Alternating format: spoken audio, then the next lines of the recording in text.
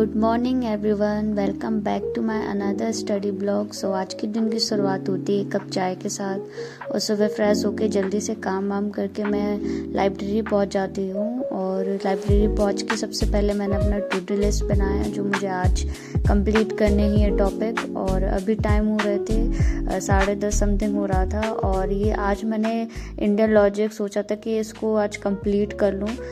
वैसे मैंने ये टॉपिक पहले पढ़े हुए हैं तो मुझे ज़्यादा टाइम नहीं लगेगा, लेकिन जिसने ये पढ़ा नहीं है तो उसके लिए थोड़ा टफ है ये। और आपको पहले इसका कॉन्सेप्ट क्लियर करना होगा, पहले आपको बेस इसकी कंप्लीट करनी होगी, उसके बाद ही आप इसको समझ सकते हैं कि इसमें है क्या। जो मैंने अभी अंडरलाइन किए थे टॉपिक जो मैंने दिखाए थे आपको, तो वो तो इम्पॉर्टेंट है, वो आते ही हैं। तो अभी मैं नोट्स बना रही हूँ। और मैं नोट्स इसलिए दोबारा बना रही हूँ क्योंकि जो पहले मैंने नोट्स बनाए थे वो मैंने काफ़ी लेंथी थे। तो अब एक बार मैं एग्ज़ाम दे चुकी हूँ तो मुझे इससे आइडिया हो गया है कि फालतू का इतना लिखना ज़रूरी नहीं है, जो मेन है वही लिखना बहुत ज़रूरी। जैसे की पॉइंट के थ्रू आप उसको रिवाइज कर सकते हैं और फिर प्रीवियस ईयर के क्वेश्चन सॉल्व करेंगे तो फिर उससे तो काम आधा हो ही जाता है। तो अभी मैं नोट्स बना रही हूँ।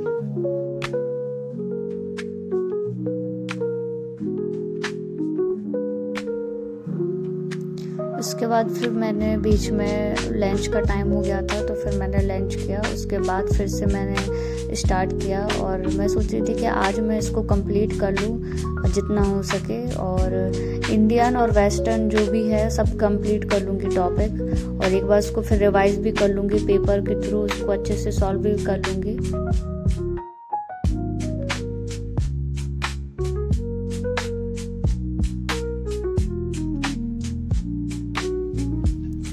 मैंने अभी आधे टॉपिक कंप्लीट कर लिए थे तो फिर मैंने अभी सोचा कि अपना पेपर 2 एक बार रिवाइज़ कर लूँ। तो अभी मैं पेपर 2 रिवाइज़ कर रही हूँ। अभी ये इंडियन आर्ट है, जैसे मैंने पहले बोला था कि मार्च में मैं इंडियन आर्ट को पूरा कंप्लीट कर लूँगी, तो बस मैं उसी को ही रिवाइज़ कर रही हूँ अभी।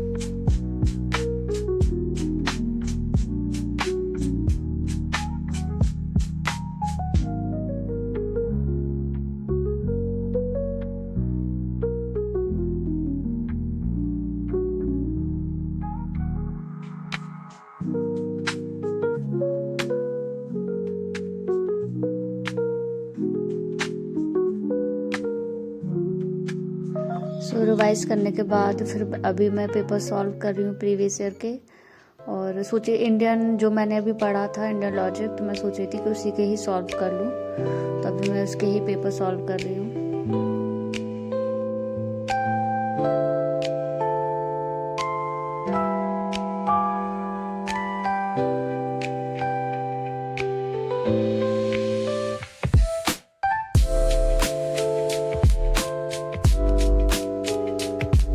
पेपर सॉल्व करने के बाद ये मेरा स्ट्रक्चर ऑफ आर्ग्यूमेंट ये टॉपिक था, तो मैंने इसको अच्छे से पहले तो रीड किया, उसके बाद फिर अच्छे से इसकी प्रैक्टिस करी।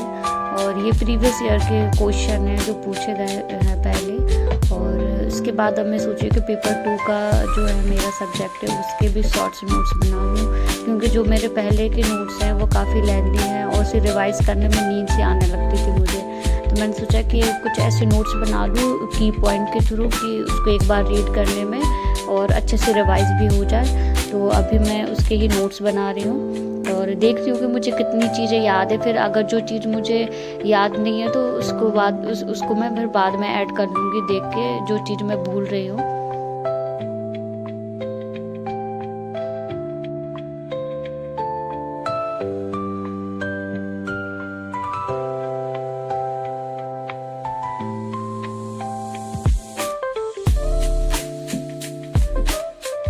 नोट्स बनाने के बाद मैंने 5 मिनट का ब्रेक लिया और उसके बाद फिर मैं अभी आर्टिस्ट रिवाइज़ कर रही हूँ। और ये अभी मैं इंडियन आर्टिस्ट रिवाइज़ कर रही थी। और आर्टिस्ट बहुत ज़रूरी हैं, आर्टिस्ट को अगर रिवाइज़ नहीं करेंगे तो भूल जाएंगे उनकी पेंटिंग क्या है। और मतलब डेट ऑफ बर्थ के अकॉर्डिंग भी जो क्वेश्चन आते हैं तो उसमें भी ये हेल्प करते हैं।